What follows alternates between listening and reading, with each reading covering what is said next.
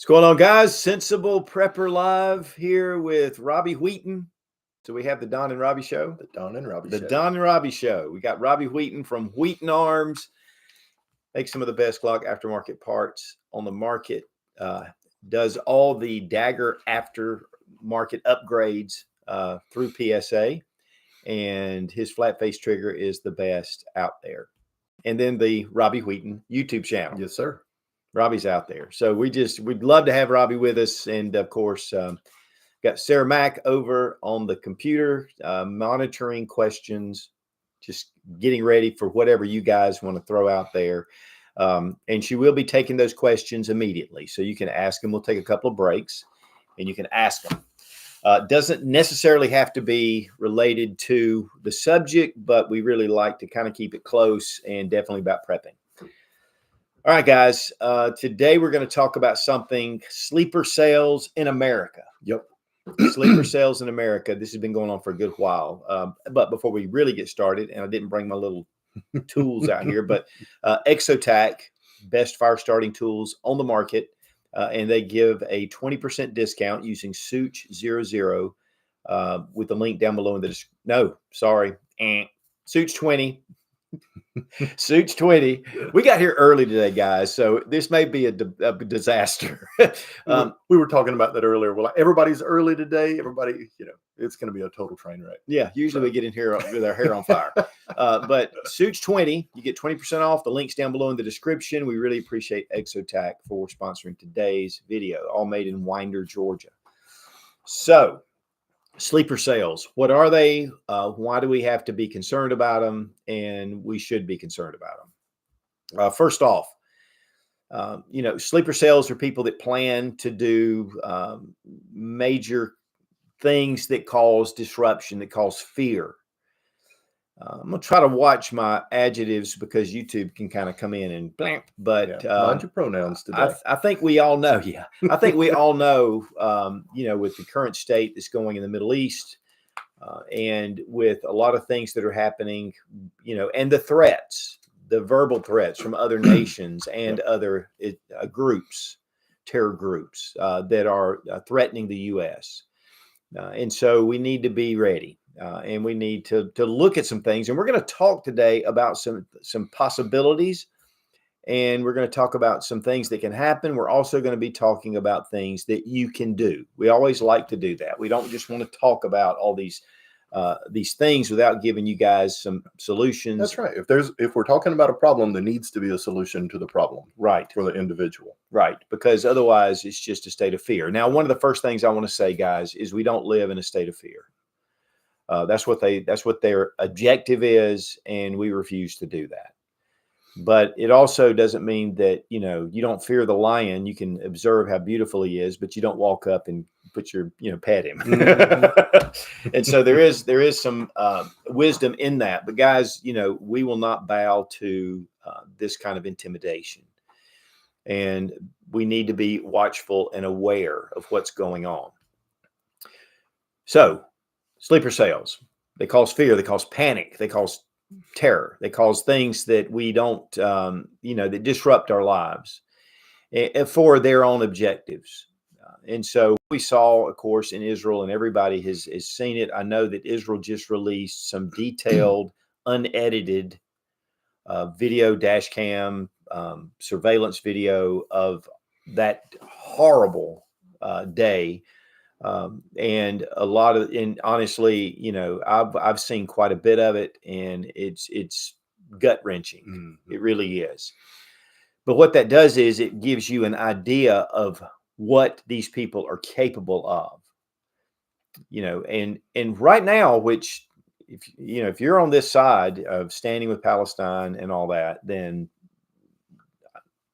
I don't know what to say to you after seeing all that barbarian activity that went on, because that is not, that's just not who we are and what we support. No, it's not. And, one of the things, I have a good friend of mine who is Jewish, and he said, if Hamas laid down their arms today, everything would be done. It would, the battle would be over. The fighting would stop.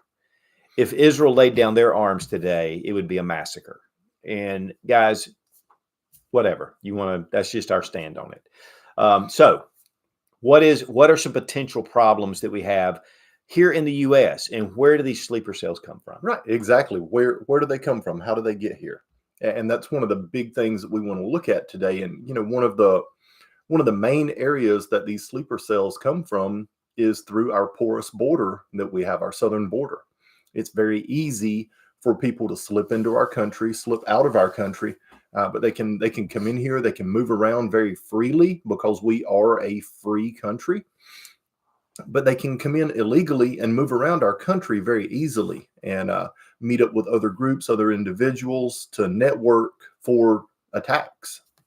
So, yeah, and one of the things that's happened just recently are the number that have been on the terror watch list. Yep. Now, there's a lot of people that just fly under the radar, but these guys are identified as on the terror watch list. Mm-hmm. And in September, we had 18 that they caught. At the southern border. At the southern border, 18 yep. on the terror watch list. For 2023, they've caught 160, which is 6 times greater than it was, it's the largest number ever in 6 years. Mm-hmm. I mean, the increase is coming. There are more and more people from the countries that produce terrorists. Yep. Over 100,000 that they've caught have crossed the border from countries like Afghanistan, Yemen, Iran, Syria.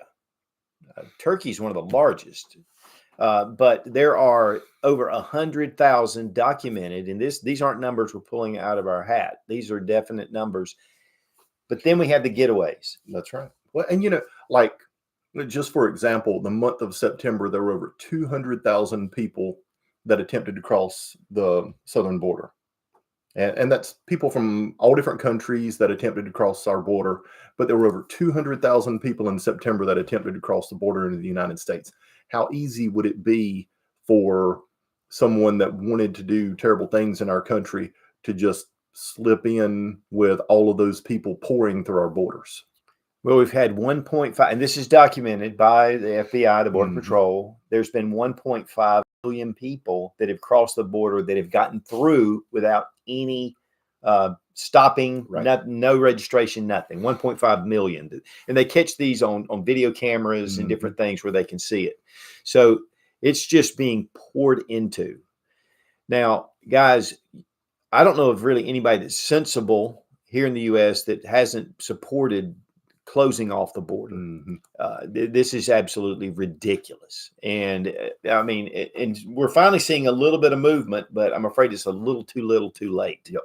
And so anyway, we've got all these people just pouring across the border. One thing though, too, is, and let me just say this, guys, just because somebody looks Arabic or is Arabic doesn't mean that they're a terrorist.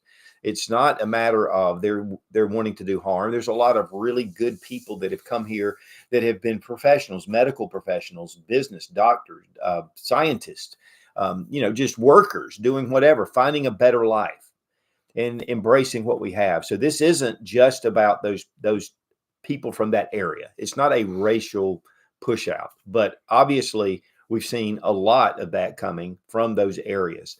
So we need to be mindful. Now, one thing that's a little surprise is like Chechnya, which is really part of the Russian Federation. Mm-hmm. Chechnya is predominantly Muslim. Yep. And when they had the Boston bombing, they were Chechen and they look European. So it's not always just, your average, Arabic person that is on that terrorist side. So, there's some identification. One thing, though, that I will say, and I've had this happen a couple of times, is I would be talking to somebody because I'll talk to anybody. And and this guy was Arabic, obviously. And we were talking and I said, where are you from? And he said, Persia. Persia is Iran. And I said it. I said, well, that's Iran. And he goes, oh, you know your geography. I said, yeah, and history. I said, yes, I do. And so, there's And not that this guy was up to anything. In fact, if I was Iranian, I'd probably say I was Persian. In fact, Patrick Bet David, who does Valuetainment, he was actually born in Iran, and he has a fantastic YouTube channel, and he's freedom-minded. He loves America, and he's awesome. He's an awesome guy. And well, and that's the thing. Just because someone is from that area or from that region doesn't mean that they're a terrorist. Right. Or wanting to do terroristic things. Right. And you know, we need to be aware of that. I mean, the guy that we have a store that's right down here, and it's the Vigo. And there's they have a station. They're super friendly, super nice. And so I went in to get something out. There's a liquor store, right? The Vigo liquor store. And I went in there to pick up something. And the guy in there, though, he's Indian. But, you know, you got to be careful, too, because a lot of those are Hindu. They don't have anything to do with this. So be careful, you know, not to stereotype. But what I will say, because this is the problem that happened at 9/11, we passed a bunch of laws because of the terrorism coming from those nations, but then said, we can't profile. So everybody is under this terrorist, you know, law. And one of the things you have to do is identify people that are doing things that are just strange. Shady. If it's strange, you know, if you see some people that are doing something that are just different, let me give you a couple of things. Terrorist camps. Yep. There are terrorist camps. They've been here for a long time. There are over 22 documented. That's right. And these are Islamic terrorist camps. Yeah. And, you know, we have one right here in South Carolina, not far from us. There's one in North Carolina, not far from us. Right outside of Charlotte. That's right. And, you know, they're free to do and to whatever they want to do to a point, but they have been documented as actually training with arms in these different camps. Let me say this, though. You know, one thing that happened, was it last Friday when they had the day of jihad terror or whatever, worldwide? And, you know, nothing happened really. I mean, they had a few things happen, but not much of anything. You have to understand that this deal with Gaza and Hamas, it took years to plan this. It took years. You know, just because they have a call doesn't mean that something's going to happen immediately. But over years, we've had this going on for a long time, where, you know, death to America. We've heard it over and over on the news. Death to America. They're burning the American flag. They want to destroy America. They've said it. They've said it in their own words. And so when we have people that come here from those areas, you have to be a little bit suspicious. You have to be a little bit like, Now, personally, and you know, somebody that may be watching today, you may be Arabic, you may be Muslim, and you're like, I'm not like that. Then good. And for me, if I was that way, I'd be like, listen, I love America. I'd wear an American shirt. You know, I mean, I would just want to go above board and say, hey, look, guys, don't, you know, I'm good. I'm a good guy. And I'm not saying you have to do that, but I think that goes a long way with people and trust. I'll tell you, we talked about the camps, but I have a friend of mine, well, actually in the family, our family, they own this really nice building downtown. And there is an old dilapidated mill that's across the street. And she told me this a couple of years ago, said that, and actually they've been observing it. They said that the old mill is not running, but somebody bought it, some company, and it's some Arabic people that bought it. And she said, it's a lot of shady stuff that goes on down there. She said, cars will pull in and they have these gates and they'll unlock them. They have security, plainclothes security all around the place. They're going in and out at different times at night. It's just a very weird kind of deal. And there's nothing really being produced there. It's not like they really have at least, you know, commodities that are being produced there. And, you know, and actually, I think the police had investigated it to some point. But, you know, there is still freedom in America, like you said. Yep, there is. But, you know, I tell you, I think one of the, you know, you were talking about the day of jihad and everything. I think what we're looking at right now, as far as a trigger for something to activate these sleeper cells right now, the biggest trigger that we need to look at is Israel moving in on the ground into Gaza. That's going to be a big trigger. If Israel and Hezbollah in the north really jump off with one another, that could be a big trigger, not just in the United States, but worldwide. But especially here, this is where we live. This is, what we're talking about today is what's happening in America. But Israel going in on the ground into Gaza, that could be a immediate trigger for a lot of these sleeper cells in the United States. Right. Yeah, it could be. Yep. And that's the thing, you don't know. So the best thing is, and we'll talk about some things about that in a minute. I will tell you this little story. When I was in my early 20s, and late teens, early 20s, I dated this girl that her best friend, her boyfriend was from Jordan. Super nice guy. I really like him. I really liked him.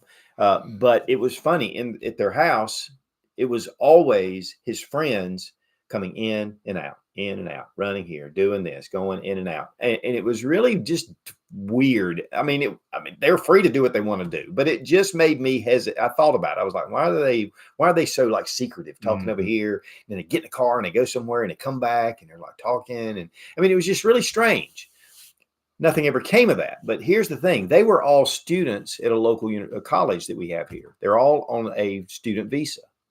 And so student visas, they may have not done anything, but they are passionate to do something. Right. Or they may just be students.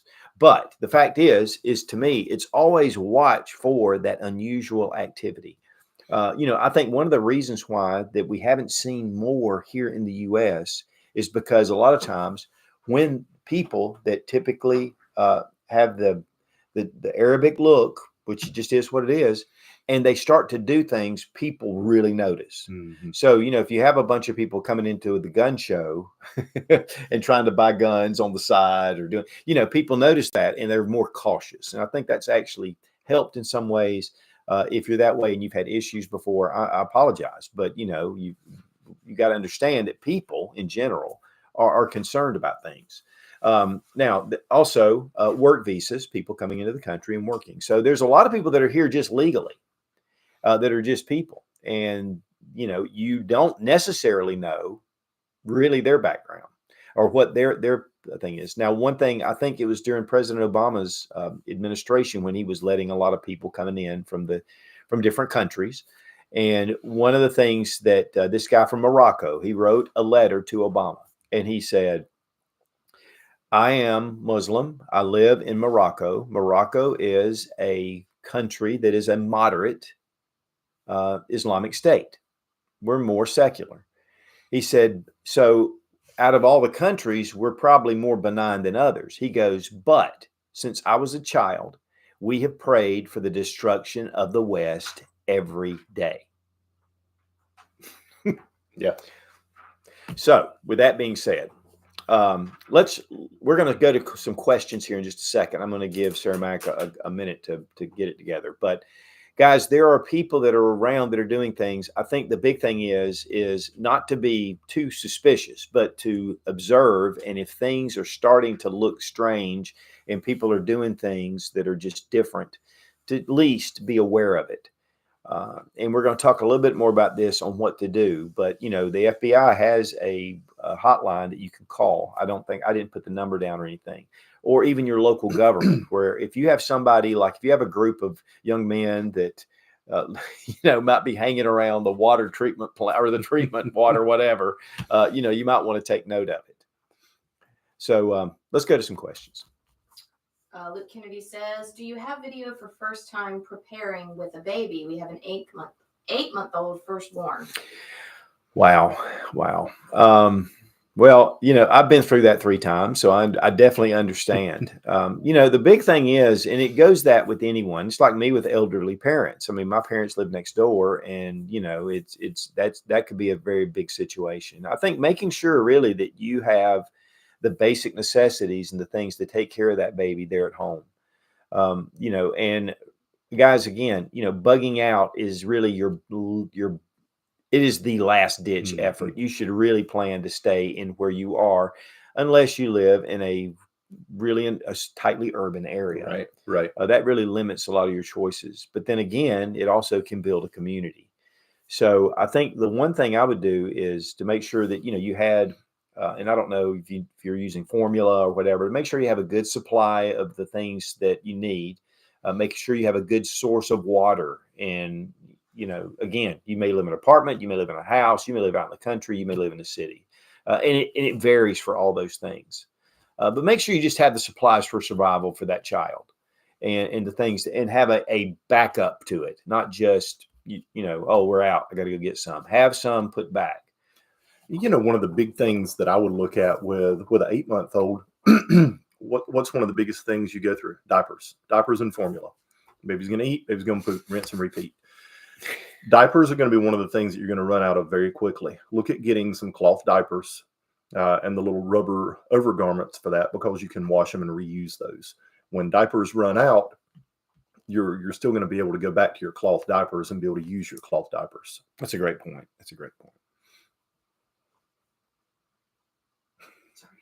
Sorry, Matt, get off TikTok. No. Just playing them, just playing. Questions. Gary Hernandez, Self-Defense and Urban Survival says, hello guys, question. I am going to the store gasoline in my garage. That's the only place I can do it right now. What's a good gas canister to use that's safe and also keeps the smell down? Thanks, Gary. Well, yeah, I would not put too much gas stored up. Gas is very volatile. A small spark with the vapors can set that off. Gas is really a tough one. It's a tough one. It is. And one of the big things you run into with gas is it will pressurize in a container based on heat or cold. So if it gets hot, you're gonna build up pressure in your container to the point that it can rupture in the container. So what I always look for with gas containers is something that will vent pressure to keep it from overpressurizing that particular canister. That's a good point. And probably, even though I have jerry cans, which we use, and we do store some gas that way, but having the ventilation, the one thing is that is going to be an issue. But a lot of people do store like their lawnmower gas, next to in the garage. That's not a big deal. But when you start to add that to it, that is, I just want you to be really careful with that one, because gasoline, like I say, a good spark can set that off. Yep. And then if you're looking at long-term storage, you're going to need to look at some fuel stabilizer as well. Gasoline, even with fuel stabilizer, a year is about all that I keep it. And then I'll cycle it out and use it and replace it with fresh gas. But a year is about all you want to keep gasoline as far as long-term storage. But I think having a supply of gasoline is good. But one thing we talked about this a while back. A young guy had an apartment, and he was like, "How do I store gas?" I said, "Keep your car full. If you get down to 3/4 of a tank, fill it up. That's one of the best storage for gasoline out there."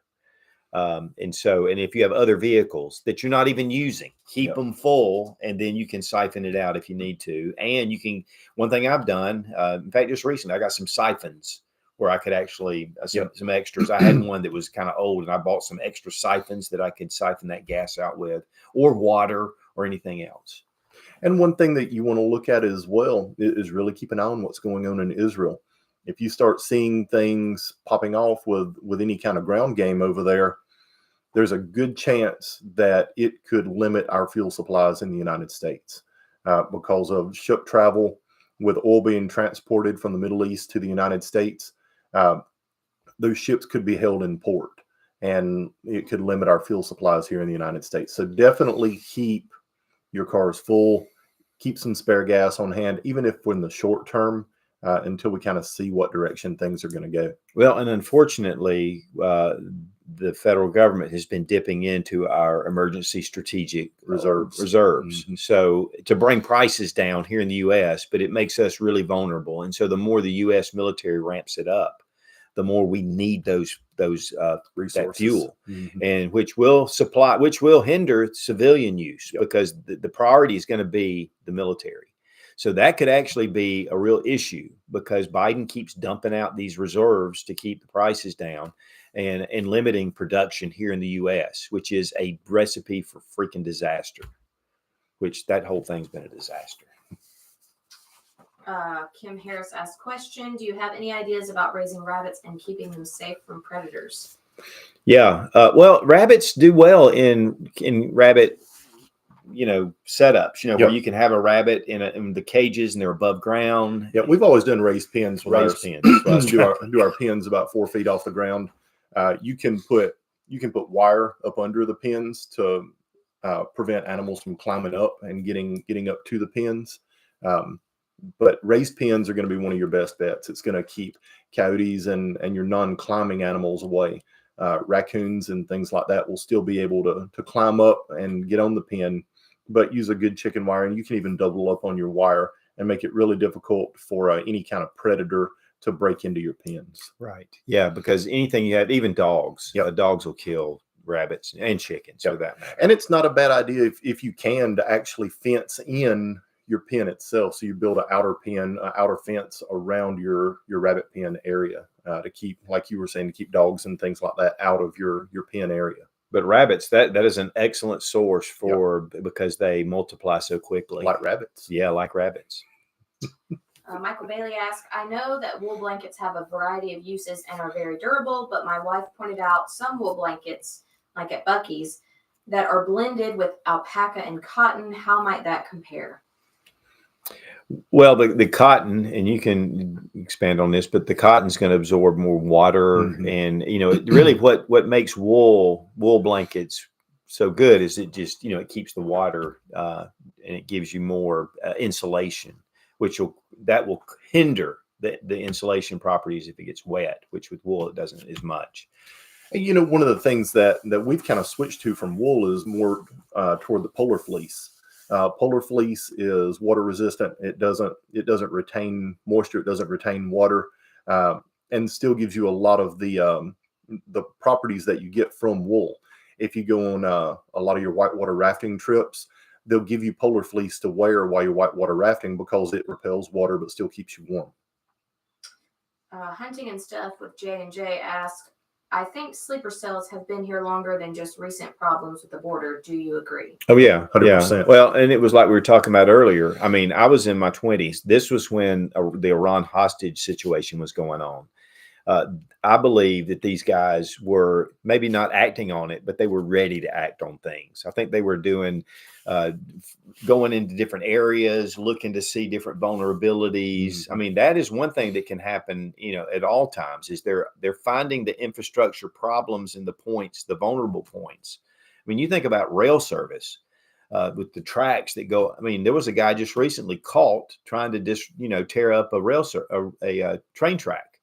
Now he was an American-born white guy, but it can be done, and it's not that difficult to do. So yes, I do feel like sleeper cells have been here. Well, these 22 training camps, they've been here for decades. A long time. Yep. And in fact, it hadn't been until just recently they've really started cracking down on them. Okay, we'll come back to some more questions. We want to move on because we've just got some stuff to cover. Possibilities. What are some possibilities that could happen with these sleeper cells? Well, vulnerabilities. Yep. Individual attacks. I actually missed this class and I hate it, but I was doing something. But Sarah Mack, we take martial arts, Kempo, and one of the things they did a couple of weeks ago was they did training with knives, knife fighting. Guys, I'm going to tell you, a knife is incredibly effective at close range, and it's very difficult to defend against. First rule of a knife attack, everybody's going to bleed. Yeah.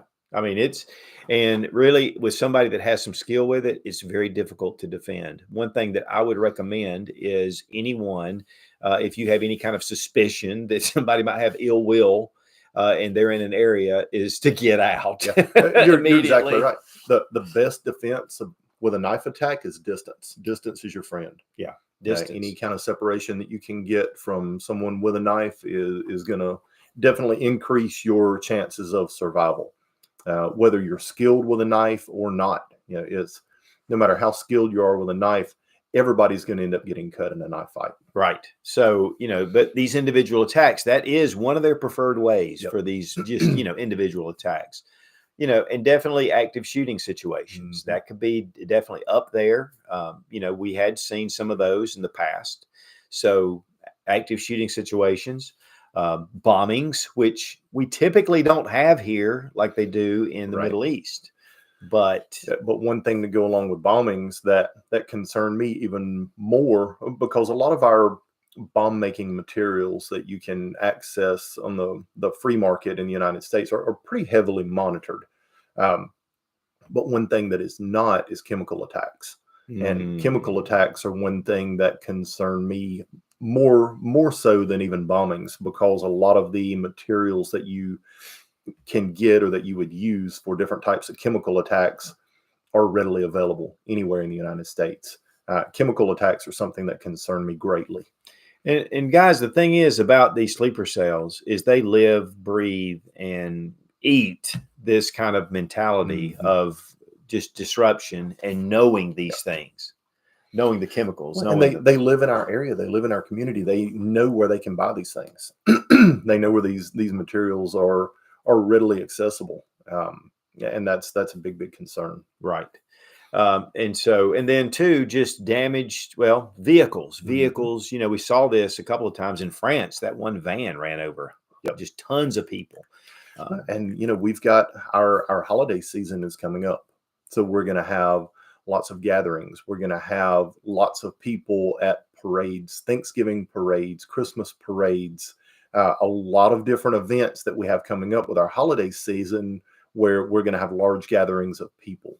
Well, and we have most towns, at least in our area, every town has their own festival. That's right. We've got a lot of fall festivals coming up. A lot of stuff, fairs and things like that. Right. Yep. And so these are just places. And so one of and we'll talk about this on what to do mainly. Yep. But one of the things, just being aware. That's right. And having your eyes open, not be caught when all of a sudden you hear the screaming going on and you're like, what? You can take some action ahead of time. Now, another thing that is really a target for these sleeper cells is infrastructure. Yep. We had the cyber attack for gasoline here on the East Coast. Yep, just a few years ago. Yeah, we were just boom, we were out of gas, and that was just a cyber attack. But then you have, like we talked about, with the rail system, with transportation, those things can be hindered for different things. Then we have the power stations. That's right. Our power grid is a very easily accessed target. And we've seen some of that in our area in the last few years with substations being attacked and substations being taken down. And, you can take out a substation and wipe out the power to a grid for days or even weeks, depending on if they have the materials that they need to be able to go in and rebuild that substation quickly. Yeah, they talked about transformers that are on the power lines. Those things, that there was a shortage of those. That's right. And if there was any kind of, even a natural disaster could cause a lot of problems. Yep. But in a real situation to where a lot of them are destroyed on purpose, deliberately, it can really cause a massive shortage. And then who knows how long it'll take to get, things back online. Yep. And then we have water. Now, that one probably is the most important. Water systems. We have a watershed that's unprotected where we get a lot of our water from that's just not that far from us. And they've caught people actually in there that just seem to be up to no good in a number of times. And, how much can be put into that water to cause, death, or just where you just can't drink the water. And so, having a good water supply is important. Again, we'll look at that on what to do. But water is something that you need to really consider, because you can only live 3 days without water, or at least until your body becomes immobile to where you can't really function. And then we talked about this a minute ago, but oil shortages, with the U.S. becoming less and less self-dependent or self-sufficient, thank you, and getting more dependent on other countries for God knows what reason. But, we need to make sure that we are restoring our ability to become more self-sufficient with our oil production. Well, we talked about it last week some. The United States has, over the last few decades, we've transitioned from being a producer to a consumer. And so a lot of the goods, a lot of the things that we used to produce in our country, from clothing to our everyday goods, we don't produce those items anymore. We're just consumers of those items that are produced in other countries. And our oil is one of those big items that, up until very recently, we were a producer of a lot of our own oil within our country. A lot of that has been shut down, and now we're more of a consumer of oil from other countries. And so that's one thing that can happen, hopefully, that we can restore our ability to produce oil and get these companies back online in these oil wells and coastal, off the coast drilling. Offshore. And, offshore and all those kind of things, get that back in line. But for our own national security. And that does not trump other things, because that is what we need to do. Well, it's one of the things that's always made our country so great is the fact that we have always been, from the very beginning of our country, a very independent people. We don't depend on other countries for the things that we need to make our country great. Other countries have always depended on us because we were so great. And other people have wanted to live in our country. And that's why immigration has always been so huge in our country, because we are, and historically have always been, the greatest country in the world. And that's because we were producers. We were self-sufficient. We were a free country. And you had the ability to come here and really be anything that you wanted to be. Through hard work, dedication, drive, you could do anything that you wanted within this country. And, we've seen a slow trickle away from that to where we're consumers now. We're not producers. We're not the greatest country in the world that people want to come to become better anymore, because a lot of the things that we used to produce that made us great have gone away. But we're still the greatest country. We are still the greatest country in the world. But Robbie's right. We are slowly losing it. One thing that I've noticed is that like with China, they promote, like on their TikTok, they promote character, they promote hard work, they promote things that help people become improved, right? And to be producers and to work hard and to do things. And then they've focused the other side of TikTok to be silly, funny, and people just watching crazy stuff all the time. And it's not there. We're losing our character over here. Mm-hmm. Now, let me just say this. It's still their choice to look at that stuff. So, there are some good things on TikTok, on social media. It's us focusing our attention on those good things to keep us, growing and becoming better and becoming, a giver and to help other countries. Mm-hmm. The thing is, you can't help other countries if you are malignant inside, if you don't have the ability to help yourself and to go out and to help other countries. And, that's one of the things we've always been known for. So we're going to go to some more questions, and then we're going to do, then I'm going to give you a list, because like Robbie said, we want to make sure we have some things for you to think about how to combat this kind of stuff. Yep. And, one of the interesting things with a lot of the social media that we have nowadays is the algorithms that they use to continue showing you the things that you want to see. Right. And they pick up very quickly. The algorithm picks up very quickly on what you look at, what your interests are, and it will continue to show you those things. So if your interest is something negative, it's going to continue to show you negative things and not positive things. So be mindful of that, and be careful of what you're watching and what you're looking at on social media, because the algorithm will absolutely pick up on it and steer you, a lot of times steer you down a rabbit hole that you really had no intentions of going down. And that also relates really strongly to what we're talking about. Mm-hmm. These sleeper cells, these jihadists, these terrorist type people, they are inundated with this propaganda all the time. Right. Propaganda. So they just become immersed in it. And there's no way to bring them out of that unless you pull them separately away from all that information.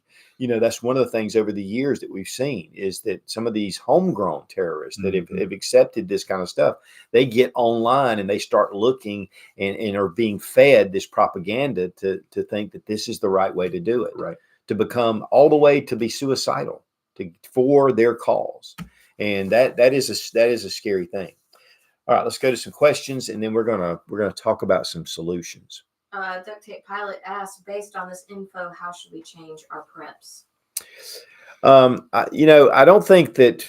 I think prepping in general is to continue prepping, just like you have, because I think that whether it's a terrorist attack, whether it's a grid down situation, whether it's a natural disaster, all these things kind of fall in line. I think one thing though is a possible nuclear problem that we would have, with Iran becoming really quickly a nuclear power, with North Korea kind of doing their thing. Some of these countries that are a little bit on the edge, I think that having some things, and guys, really protecting yourself unless you're in the blast zone, protecting yourself from nuclear radiation. I mean, there are some simple steps that you need to take, but it's not rocket science in a sense. And you have to look too at, where could there be potential issues? Water could be a potential issue. I would probably lean a little heavier toward my water preps right now. Grid down with your power could be a potential issue. So I would look at some alternative power sources. Those are just some things that we've looked at with our personal preps in my house that we've geared a little heavier toward, because those could be things that are easily corrupted. Right. One thing too is right now, because of what's going on, we're starting to see ammunition. Like I've been warning everybody, is it's starting to dry up. Get your ammunition. Get your ammunition. And we're talking about fighting jihadists or whatever. That's not necessarily a pitch battle or anything like that, hopefully. But for get your ammunition so you don't have to pay so much for it. Jay Kramer says, "Is it a bad time to join the military?" No. I think it's a better time now than it was last year. Last year, with all the bull crap that was going on, well, the military right now is starting to turn around the other way. I know they got rid of this pronoun thing, and they're starting to move that direction because they're going to be desperate to make sure that they can fill their ranks. And I think that honestly, when I see other situations in the world that we've been involved in, a lot of times I've been like, okay, I don't know why we're there, but we're there. This with Israel and with standing against this attack on these people, and then other countries getting involved, I think it could be a very important thing to have a very strong military right now to show a strength of force. The other thing is you've got China over here rattling their sword around Taiwan. One thing I will mention, though, which I thought was a good thing, is China came out yesterday and said that Israel has the right for self-defense. That's big. That's a big one. So that was just a kind of a signal that China said, look, we're not getting involved in that. So, but then they send out a fleet to freak everybody out on Taiwan. And I do have to agree with you 100% on that. I think right now is probably one of the better times in the last 20 years to join the military. And the reason that I say that is, like you're saying, they are making some changes more back towards center within the military. But, excuse me, there's great opportunity for very specific jobs within the military that are considered critical jobs. So you could get a really good bonus for joining the military. You could potentially go in with more rank right off the bat for joining the military for certain jobs. And there's a lot of job opportunity and job openings within the military that translate really well to the civilian sector, where you could get 4 years of experience within the military doing some of these jobs that transfer over into the civilian sector that would provide you with a very good income for the rest of your life. Leslie Granville asked, sorry to be so ill-informed, but are they still coming through the border as we speak? Yes. They called 18 on the terror watch list in September, but they know that it's upticked big time with those particular groups. Hopefully, the Border Patrol is, not with this situation going on, allowed to stop a lot of these type people. But one of the things that is a big deal right now are the gotaways, is what they call them, the gotaways. And they know that they caught these guys. But I'm going to tell you, if I was on the terror watch list and I was coming across the border, I would be extremely careful not to get caught. I mean, I would be like, okay, I got to do this differently. So, they may be more apt to keep on the down low, knowing that if they get caught, it's going to be a pretty big deal. But yes, they are currently coming across the border. Real Love asked, question, what are the two best barter items other than liquor? I was going to say liquor right up front because that's number one. I'm going to tell you, and this is always a point of whatever, but precious metals, it's a medium of exchange. If you get silver coins, gold, it's God's currency. It's been around since they've discovered it for thousands of years. And back in 2008, when we had a downturn, stores opened up and they would take silver. And it's one of those things where if I have a shovel and I need a chicken and I want to trade, but the guy doesn't need the shovel, I'm out of a chicken. So with silver or gold, it's a medium of exchange. So I think that's one of the best barter items you can have. Ammunition definitely would probably be a good one. Yeah, What do you think? I was going to say, I always like to stick with the government's motto: alcohol, tobacco, and firearms. Those are great barter tools. Yeah, and tobacco, whereas it's only has so long. I mean, like I like to store up cigars because you can put them in a humidor and it keeps them fresh. Cigarettes after a while are going to go stale. But that's also a great barter item. Yep. Those items that are vices are what people are going to really want. That's right. And they're going to be one of the things that dry up really quickly. Yes. So those are, to me, some of the best barter items out there. Timothy Van de Beek asks, Sensible Prepper, what is your number one focus when prepping for sleeper cell possibly coming active in the U.S.? Guns or what? My number one focus is to have my, which this really isn't a focus because I do it anyway. Carry every day, everywhere. I carry on my property. I carry right before I go to bed. I take my belt off. I'm sitting there watching a movie at home and I got my gun on my hip. And I don't even know it because I wear it so much. But we're going to get into what to do. Yep. And that's going to be a part of it. That's but right. As far as my preps is to make sure that I have my firearm on me and I have a medical kit really handy. And listen, it's not necessarily about me protecting me. It's about me being a guardian of our citizens and helping them. Not a vigilante, but man, if I see somebody being attacked with a knife and somebody's dancing around, I'm going to shoot them in the head, if they're going to kill somebody. And so that way I can protect and I can help others. That to me is the most important thing. A jihadist may not mess with me. He goes down there and he says, that dude looks like he's going to shoot me, so he's going to mess with somebody else. Well, you want to be a protector. So to me, that is my focus. My focus is to protect others. Suzanne asks, I live in an apartment and I'm trying to stock groceries. What else do I need? Water. As long as you can put some water back. And, and living in an apartment makes it tough. But, a couple of cases of water, maybe you could clear some room. You could even put them under your bed. Be creative. Be creative. Well, one of the big things with water, a lot of your apartments have bathtubs in them. If you start seeing something going on, keep your bathtub full. It's 100 gallons or so, a little more water that you can store right there. And your tank on your toilet, it is potable water. I wouldn't, not in the bowl, but in the tank with fresh water is coming in there. It could be at least boiled and drank.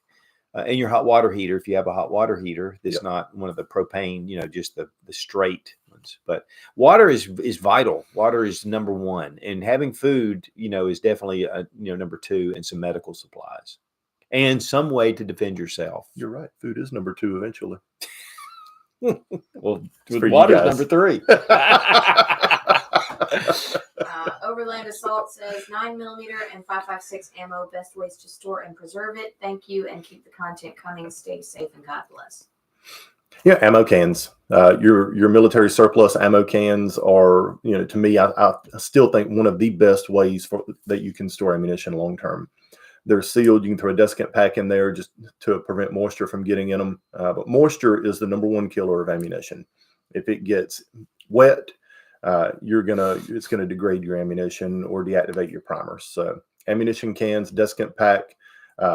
If you've got a vacuum sealer, you can vacuum seal your ammo and store it that way. But ammo cans are tough to beat. Yeah, we both have ammo from years. Well, I have some surplus ammo that's 100 years old. Yeah. Yes, dry. One thing too is on your ammo cans is to take a little bit of silicone or something and just kind of put around that seal. Mm-hmm. Just helps to keep it preserved, doesn't crack. The only downside to ammo cans is they're heavy. That's right. But if anything falls on it, it's going to protect it. 1,000 rounds of 5.56 or 308's heavy either way. Right, so. Exactly. But I also like some of the MTM case guard, their cases. But if they get hit, they're going to get damaged. Keep them out of the sun. Keep them a little bit more temperature controlled. But that's not vital. Yep, it's not vital. Azure Blues asks, do you recommend a 12 gauge or 30 gauge? Can you talk about the differences, please?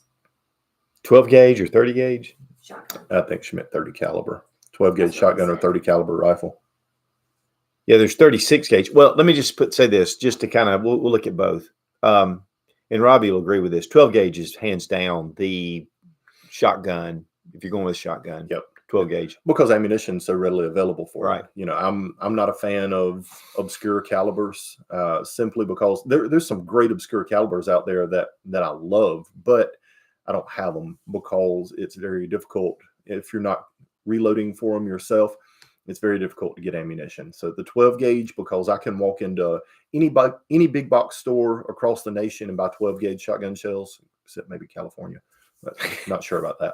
But the majority of your big box stores, you can walk into them and get 12 gauge shotgun shells. So that's the reason why I like the 12 gauge. And you can get field loads, you can get turkey loads, you can get magnums, you can get buckshot, you can get slugs. That's right. But the one downside with shotgun is your range. Yep. 75 yards. Yeah. 100 yards. 150 or 200 yards with some of your high velocity slugs, some of your sabot slugs. You know, you can stretch them out to 200 or a little beyond with the right optics and everything. But yeah, you are limited with your range and your capacity compared to a lot of your other firearms. You know, that's why a rifle to me is more important than a shotgun, because it does give me extended standoff capabilities. But you know, a shotgun is one of the things that I do have in my day-to-day arsenal. Yes. Jim Wright asks, are you gentlemen aware of the Islamic compound near the state line just above you? Yes. That was one we were referring to earlier. Yeah, right outside of Charlotte. And you said they had Hezbollah connections, maybe? The one outside of Charlotte does. And then we have one in Chesney, which is not far from here either. And that one has been documented quite a bit. Okay, let's stop real quick. We got 5 minutes, so we want to at least give you guys those points. I love your questions. You guys have some great questions always. Okay, what to do now? Actually, this is kind of similar to what we talked about the other day, but I think it needs to be repeated because I want you to understand it. So, head on a swivel. Yep. Situational awareness. Definitely. Number one. Just like this girl that sees this weird activity going on over there. You know, okay, that's something I need to keep my eye on.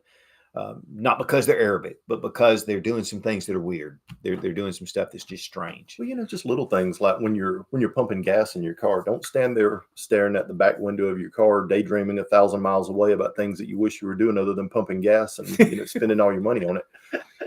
Turn around and put your back against your car. Lock your car when you get out of it to get gas. As soon as you get out of your car, close the door, lock the door. Put your back against the car while you're pumping gas. Keep your head on a swivel. Watch what's going on around you. Watch people around you. It doesn't matter what color they are. Watch everyone around you while you're pumping gas. Be aware of what's going on. Now what he just said, should be done no matter what's going on in the world. That is a plus. That's why they call them stop and robs. Carry at all times. Carry your firearm. A lot of people tell me, they'll go, well, I carry just blah, blah, blah. I'm like, that is when, what happens is when you're not carrying is when it happens. Carry your firearm. Again, not just for yourself, for others. Listen, I would always rather be prepared for any type of situation than be unprepared for a single situation.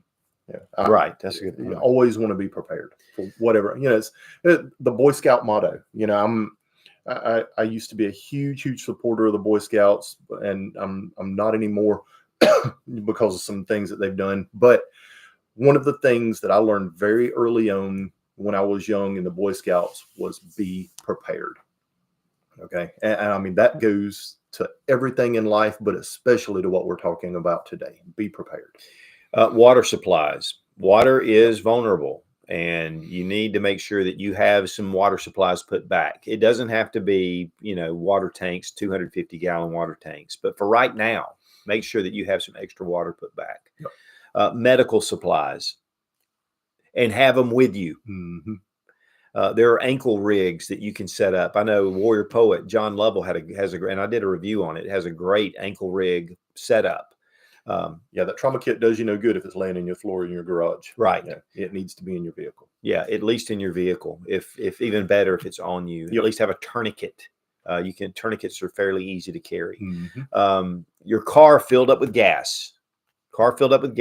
Ready to go. Again, get down to 3/4 of a tank. Go ahead and just stop and fill it up. I topped off on the way over here. Good. Left the house early, topped off on the way over here just to make sure that I had plenty. Because it can happen like this. That's right. And stay away from large crowds if possible. If you are in a large crowd, especially with children, keep your head on a swivel. Stay out and back from the press. And kind of give yourself some space. And one of the big things is if you have to be in a large crowd, identify multiple close escape routes that you can get out of that area very quickly and get away from that crowd very quickly. If there's a bombing or there's a shooting or if there's a vehicle assault on a large crowd, you want to have an escape route already planned and secondary, tertiary escape routes already planned to where you can hit those very quickly. One of the big things that a lot of people don't think of if there is some sort of terrorist attack is people are going to scatter everywhere. It's very easy to get knocked down. It's very easy to get trampled and die from a stampede of people. Right. All right. And that's something you want to be aware of. Make sure you have an escape route to where you can not only escape what's going on around you, but to get you away from the crowd and avoid being trampled by the crowd, especially like you were saying, if you have young children. If you're in a restaurant, sit with your back away from the door where you're facing the door and know your exits. That's right. Also, in a large crowd, know your cover and concealment. What will stop a bullet? What will just hide you? Yep. And know the difference. And have those places, just situational awareness, just looking around and identifying those places, especially in this time, but really any time. Explosions, you have to be aware of falling debris. Right. Okay? Right. That's one of the big things. A lot of times it's not the explosion itself that can get you. It's the debris that's falling from the explosion. So being able to have an area that you can duck into that's going to give you some cover from debris raining down after the explosion. That's a good point. And then last, and we're going to close it out with this. If you do see really suspicious, unusual activity that's really causing you some concern, contact law enforcement. Yep. Local law enforcement is the fastest to get to those places, and plus they know the area and they may already be watching that group or person. But of course, the FBI is also a source, and they do have a terrorist hotline, tip hotline that you can call and report those things. They're not necessarily going to come in and just arrest somebody, but they definitely will allow them to be able to observe and to look, especially if things are just not right. There's just something going on over there. And that's probably what my neighbors think when they look over here. There's something with those guys over there, man. There's something up with those guys. Of course, me walking around with all kind of rifles and everything else. But you just be aware of your neighborhood, be aware of your situation all around you. And again, if it bears reporting, don't hesitate too much. If it's something that's like, that's just not right, I'm just going to have to bring that up. Or don't be of the mindset, well, somebody else will see it. Somebody else will report it. If you see something weird, seriously, report it immediately. It may be nothing. All right. And, let's hope and pray that it is. But if it is something, hey, let's try and stop it before it could happen in our country. I mean, the fact is, we live in a free country. Yep. And people are free to do a lot of things. There are things that I do that people would be like, wow, what is he doing? You know, but the law is the law. And if they're all in the clear, the law will protect them. But if they're not, then, you know, they have nefarious thoughts or their plans, then you can stop that. And two, the more people that get in touch with them. If I see something and I don't call them, but my neighbor sees it and he calls them and they're like, okay, it's just one guy. But if they get 2 or 3 phone calls, they're going to be more out to come out and check that out. Okay. Good show today, guys. Really appreciate you guys being here. The questions were fantastic. Robbie, thank you. Always great input, great just information. And guys, the sleeper sales are real. They're not imagined. There are sleeper sales out there. Are they going to act? When are they going to act? If they act, is all a matter of subjecture. But the fact is they are there. And they have malicious intent. It's just if they want to do what they want to do. And we need to be ready when they do. The one awesome thing, and guys, I hate it for you guys that aren't able to have concealed carry and those kind of things if you live in another country or you live in an area where they don't allow that, is that it gives us a real advantage here in the U.S. So whereas in some countries, a terrorist is going to get away with a lot more, here in the U.S., we have, again, some advantages. That's right. But it doesn't make us Superman. Again, we really appreciate Sarah Mack for monitoring the questions and just keeping us on track. And great to have Robbie with us as always. Robbie, and I didn't mention this, but Robbie is a former Marine. In fact, he did a lot of training with biological, chemical, and radiation type things. So, and then too, has Wheaton Arms. Check out Wheaton Arms. Check out the Robbie Wheaton YouTube channel. Link down below in the description. And last but not least, thank you to Exotac, best fire starters on the market, made down in Winder, Georgia. And you get a 20% off using Sootch 20 with the link down below in the description. Highly recommended. In fact, I have them in all my fire kits, all those tools. Be strong, be of good courage. God bless America. Long live the Republic.